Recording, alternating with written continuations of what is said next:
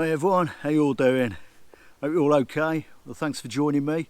Well, today I'm back out in the original location where I first filmed my first couple of videos for YouTube. The first video I did was about this thing, Polish bread bag. I absolutely love these things. They're cheap as chips, super durable. You can hold quite a bit of gear in them. If you've watched my first video, you'll know that.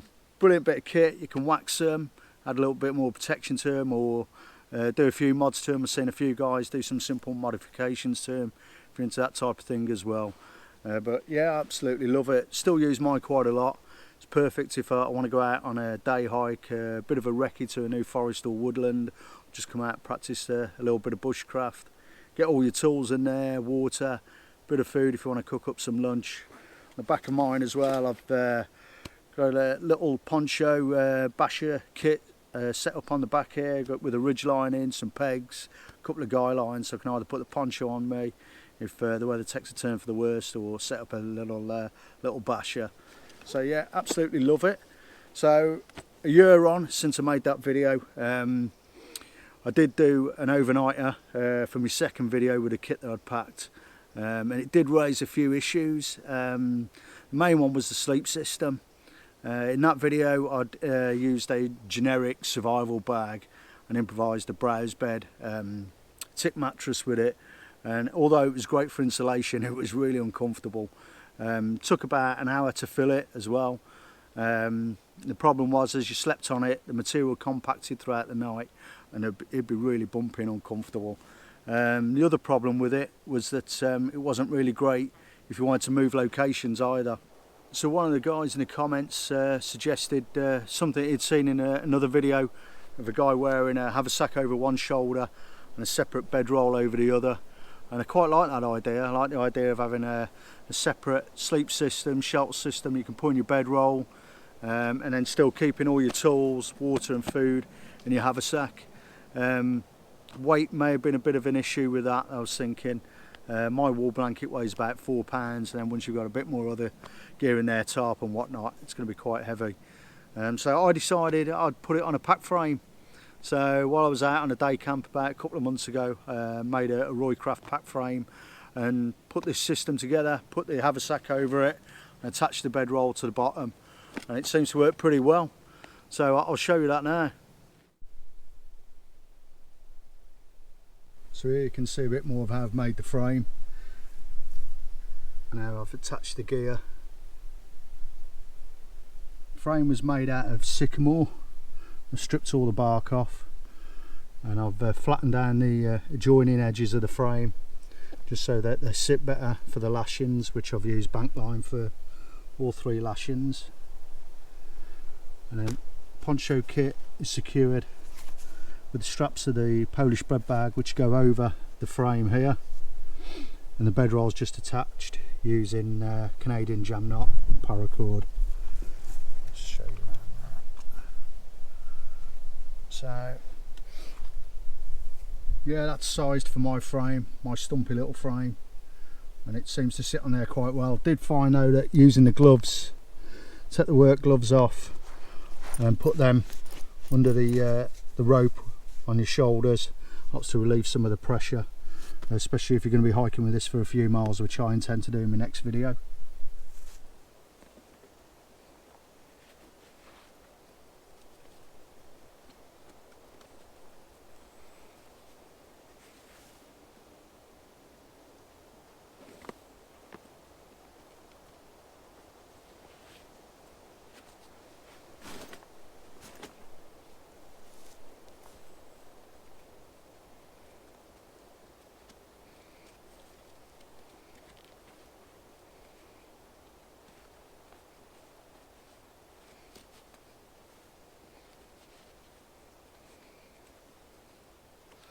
There you go guys, it's easy as that to put on. Like it says, if you've got work gloves with you, I highly recommend them, stashing them under the ropes, stop it from binding into your shoulders, just add a little bit more comfort, especially if you're planning on hiking you know, a few miles with this thing on. It'll definitely help. Yeah, there you go. So I've just used 12mm synthetic hemp rope for the harness part of this. Cut it down to size, just whip the end of the rope, stop it from fraying. But synthetic rope is better suited for this, better than natural fibres, as it won't shrink or rot when it gets wet. Has multiple marine applications and is ideal for a setup like this. But yeah, I intend to use this for an overnight. I'm going to take this out, trek a few miles through forest and set up for the night, and I'll show you what gear I've packed for that.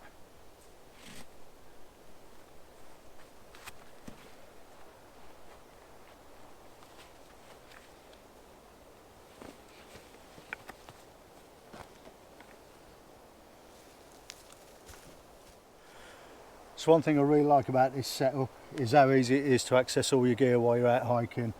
You can still get to your food, your water, your tools, or your med kit really easy while you're still out. So yeah, that's another great feature of this setup. What I'm going to do now, I'm going to take off the Bedroll. I'll unroll that, we'll have a look to see what I've decided to pack. Tried to mix it up with a bit of old and new with gear that I've got. You know, there is a lot better gear you could use. You know, this is what I've got. If you watched the channel before, you know I don't have a lot of the top of the range gear. A lot of it's budget gear, but it's good gear. It's gear that I use and trust and serves me well. So we'll get this off and we'll get into it.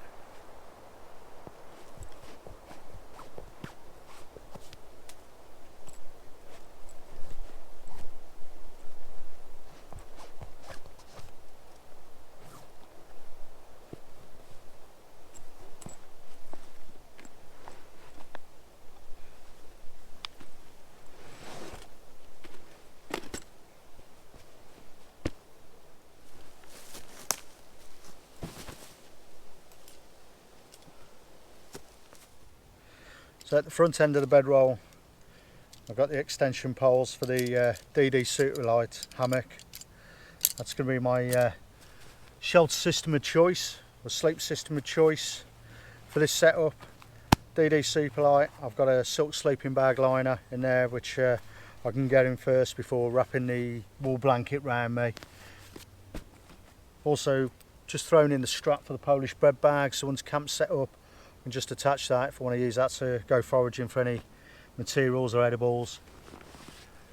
Shelter is going to be the DD 3x3 in a dry bag. It's the regular size. Probably do better with the Superlight, but that's what I've got and it works okay. So, and obviously last but not least in this setup is the American poncho liner blanket, which I can use to improvise as a underquilt for the hammock, or if I'm on the ground I can put the poncho down first, then the poncho liner blanket on top, and then I've got the wool blanket, the silk sleeping bag liner as well, which gives me plenty of insulation. Nice, quick, easy setup. There probably is better gear you can use, lighter gear, definitely more expensive gear, but this is what I've got and this is what I intend to try on the next overnighter. So next we'll get into the bread bag. So as per normal, guys, how I set up my bread bag, I always have my med kit attached on the outside with my work gloves, and then I've got a little basher kit secured by the back straps of the bread bag. So like I said, in there I've got a ripstop poncho, my ridge line, and my ridge line, a couple of guy lines and some pegs so I can set it up nice and quick. We open up the bag.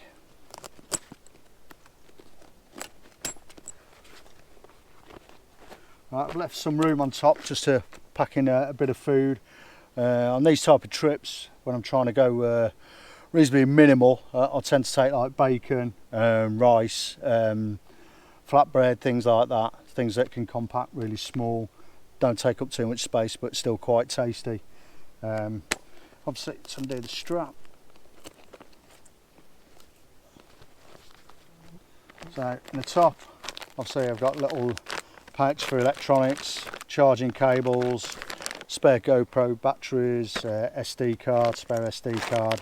So they're in the top because everything I'm going to need, including for filming, is going to go on this setup.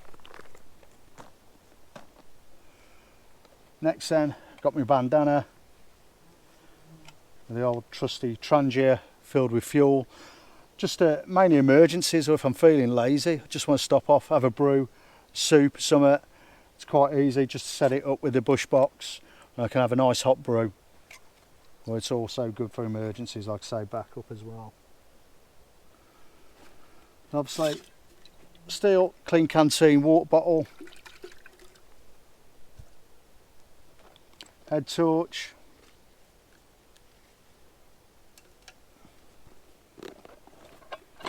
fire kit, obviously my knife, my castrum, Swedish forest knife number 10, and my fire steel there. Usually once I'm far enough from civilization I'll put that on my belt, same as the backhoe. But while I'm hiking through anywhere on public footpaths, I think they're coming to members of the public, I'll stay in the bread bag. So obviously once they come out you've got a bit more space in there as well. Spare cordage, hanker paracord, long handled spork, it's the same. My dirty water bottle, it's alive.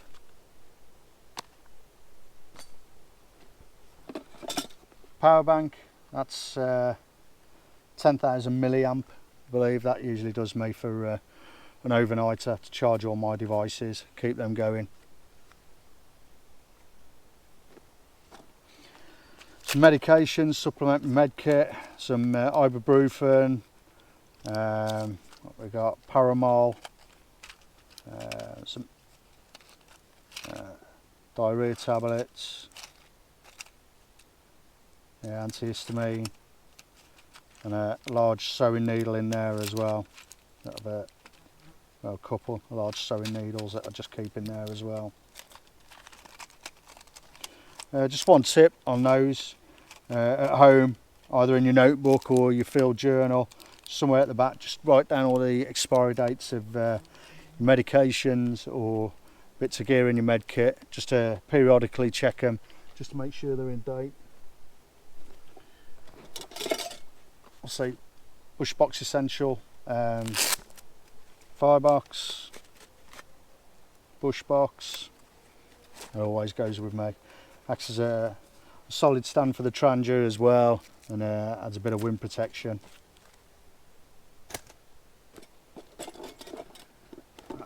Little 35mm film case, some cotton wool which you can use as tinder, and then about 5 AAA Duracells in there. That will keep my full change out for me head torch and my little through night little EDC torch which is on my key ring.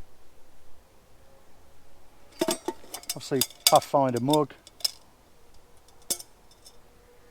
lid, small mess tin in there. I've got my brew kit and a little bit of food.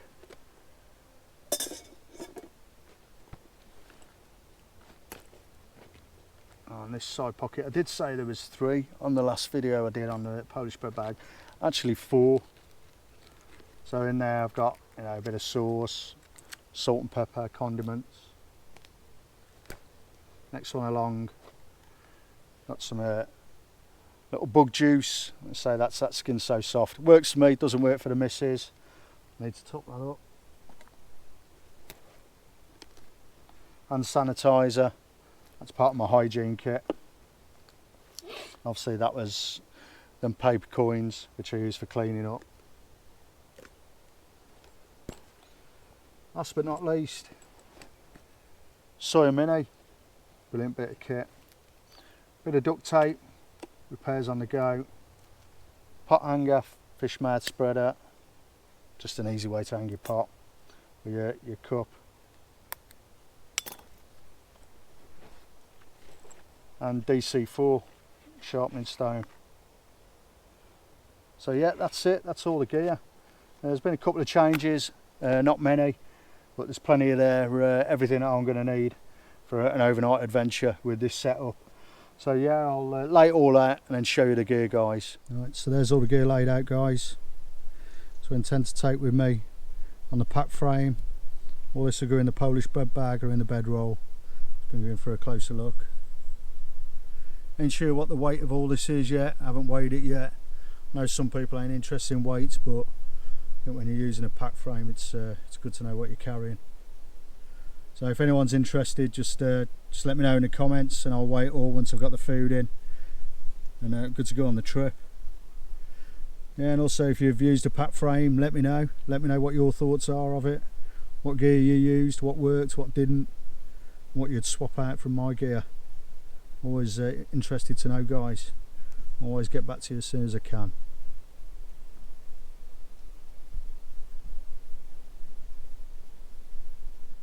So there you go, guys, that's my take on the Roycraft pack frame with a haversack and bedroll attached. You've seen the gear that I'm going to be taking for my next overnighter. Really looking forward to that one. Been wanting to do an overnighter with a pack frame for quite a while. Ain't getting no younger, so just got to get out there and do it. I hope you can join me for that one. I'm under no illusions that this is not going to be the most comfortable pack that I've ever used, but yeah, I'm still looking forward to it. So as always, guys, thanks a lot for watching, really do appreciate it. If you enjoyed the video, please give it a thumbs up, or please feel free to drop me a comment. Appreciate all your support. And until next time, you guys take care. I'll see you again soon.